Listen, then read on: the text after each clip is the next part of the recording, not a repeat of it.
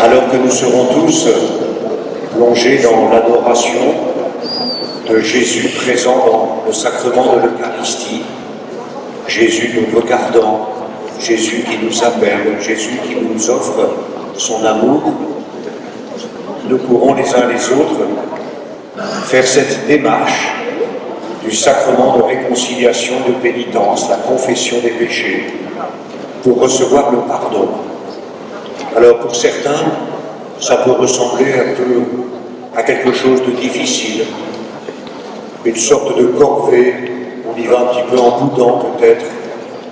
D'autres sont pleins d'interrogations, ils peuvent se demander mais à quoi bon, de toute façon je vais recommencer. D'autres qui peuvent se dire mais en quoi ça intéresse le prêtre que je vais aller trouver, de lui dire tous les péchés que je reconnais dans ma vie. C'est quoi encore cette démarche au cœur de ce pèlerinage? Je ne me sens pas très volontaire, je ne me sens pas très attiré. Tiens, prenons le temps d'évoquer en quelques mots le sens de ce sacrement de pénitence et de réconciliation. Il s'agit pour nous tous d'un moment de rencontre avec le Seigneur. Le Seigneur qui nous accueille,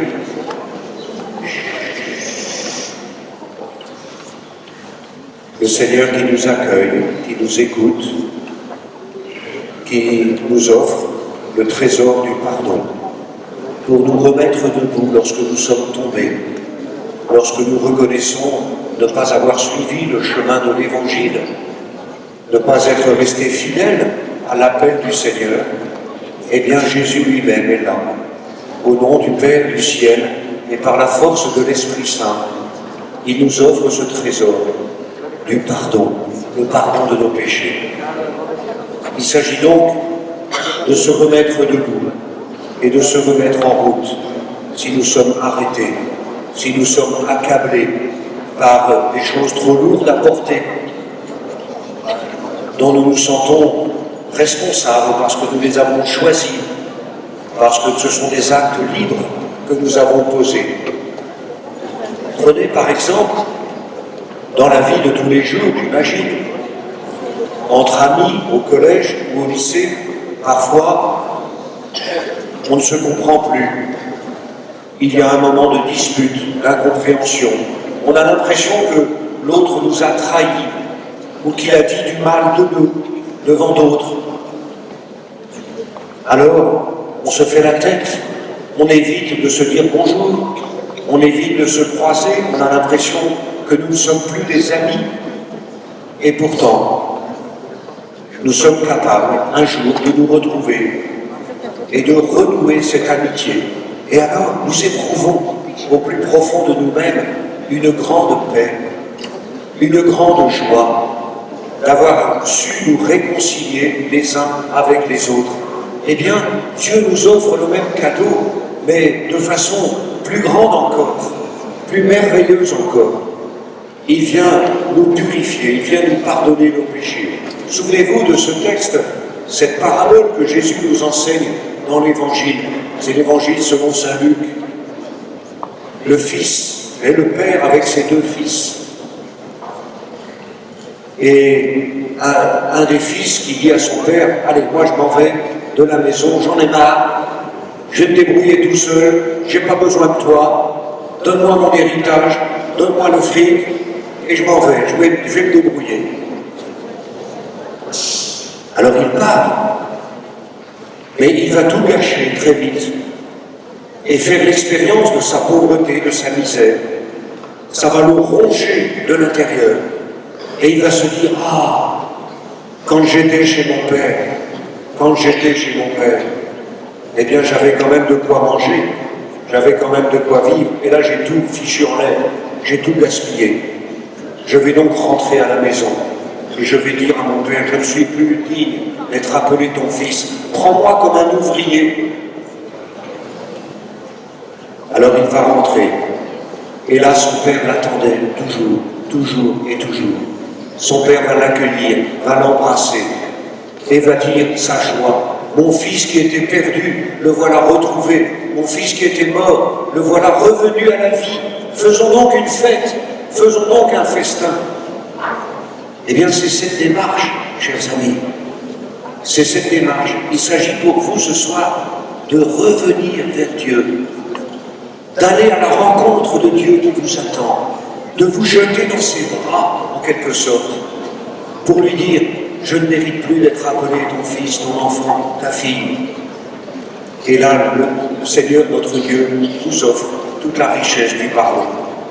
Moi, je me souviens, tout au long de ma vie, de mon ministère de prêtre, et tout particulièrement peut-être dans mes premières années, combien j'étais touché, ému par la démarche de ceux qui venaient célébrer ce sacrement auprès de moi. Je me souviens en particulier d'un vieux grand-père dans un des villages que je desservais en Bourgogne, un homme que j'aimais beaucoup. Il avait un fils prêtre, alors il m'appelait mon père et mon fils. Et quelques semaines avant de célébrer son enterrement, ses funérailles, eh bien, il était venu se confesser auprès de moi. À plus de 85 ans, il avait du mal à changer de position. Il s'était mis à genoux. Ce vieil homme, avec toute sa sagesse, toute son expérience, qui avait un fils prêtre, qui aimait beaucoup l'Église, qui était fidèle à son épouse depuis presque 65 ans, je crois. Il s'était mis à genoux. Il m'avait confié ses péchés. Il savait qu'il approchait de la fin de sa vie. Et alors, quand il s'est remis debout, je l'ai aidé, parce qu'il n'y arrivait pas. Je l'ai aidé physiquement parlant. Je venais de lui dire, au nom du Père, du Fils et du Saint-Esprit, je vous pardonne tous vos péchés. Et là, il m'a regardé en pleurant. Il s'est remis debout, je l'ai aidé à se remettre debout. Et il était tellement heureux d'être dans la paix de Dieu, la paix avec Dieu, parce qu'il avait remis tous ses péchés, tous les péchés de sa vie. Et quelques semaines après, il s'est endormi dans la mort. Et j'ai pu célébrer ses obsèques et prêcher en évoquant aussi cette belle démarche de réconciliation. Vous voyez, nous arrivons avec le poids de nos péchés, avec tout ce qui dans notre vie a été contraire à l'évangile de Jésus. Et Dieu nous offre ce trésor, cet amour infini qui nous remet debout, la force de l'Esprit Saint qui nous purifie comme le feu qui brûle nos péchés. Eh bien, nous nous remettons debout pour reprendre le chemin de la vie en toute confiance et dans la joie. Le péché nous rend esclaves, nous rend prisonniers. Vous savez, quand vous commencez à mentir à quelqu'un, prenons un exemple. À la maison, au collège, au lycée, on dit, c'est toi qui as fait ça? Non, c'est pas moi. Non, c'est pas moi. On commence à mentir. Et puis après, on est enchaîné dans toute une série de mensonges. Parce qu'on est obligé de raconter toute une histoire pour que personne ne découvre que finalement, au départ, on avait menti. On est complètement esclave. On devient prisonnier de notre mensonge. Eh bien, le péché nous rend ainsi prisonniers. Le pardon nous offre la liberté. Pas la liberté de faire n'importe quoi, la liberté d'aimer Dieu, la liberté de nous donner à Dieu, la liberté de l'aimer, la liberté de le choisir, la liberté de le suivre. Et c'est ça qui est magnifique. Donc nous quittons notre péché, l'esclavage du péché, pour entrer dans la liberté. Je termine avec une petite question que beaucoup se posent, que j'ai souvent entendue dans des conversations. Et les gens me disent, mais le prêtre dans tout ça, qu'est-ce qu'il va faire de ce que je vais lui dire? Ça ne le regarde pas. Alors je voudrais vous dire 2-3 petites choses sur le ministère du prêtre qui vous accueille pour la confession. Tout d'abord, dites-vous bien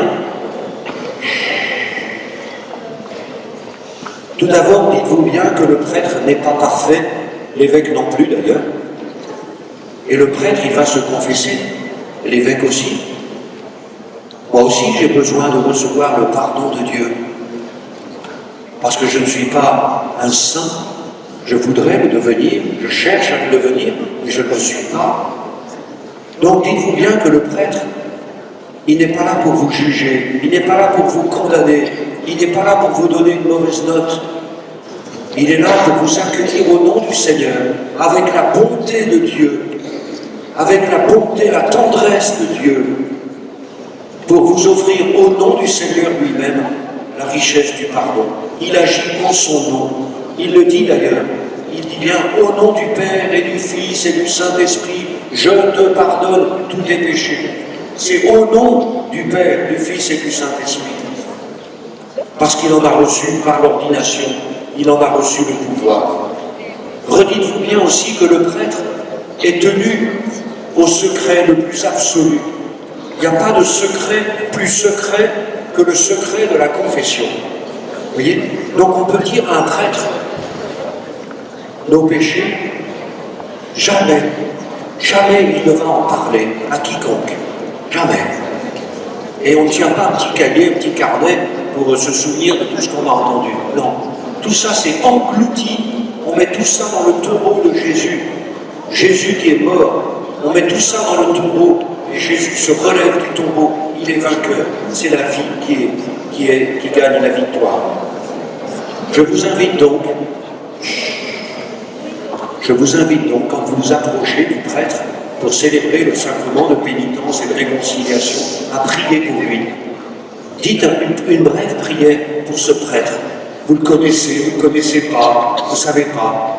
Dites une petite prière pour lui. Demandez au Seigneur de le bénir et de lui inspirer les paroles qui vont vous aider, qui vont vous soutenir, qui vont vous permettre de vous remettre debout avec confiance. Voilà, chers amis, nous entrons donc dans ce temps béni, dans la paix, dans le recueillement, avec l'adoration du Saint-Sacrement, Jésus présent devant nous, et puis Jésus qui nous attend à travers tous ces prêtres qui sont là et qui vont vous accueillir pour célébrer la grandeur et la beauté du pardon. Hier et ce matin, nous évoquions la joie dans l'espérance. Je suis dans la joie, une joie immense. Pourquoi? Parce que mon Dieu m'a libéré. Et bien c'est ça qu'il nous est donné de vivre ce soir, pour entrer dans cette joie immense. N'hésitez pas à célébrer ce sacrement pour être libéré de vos péchés et entrer vraiment dans la paix de Dieu. Amen.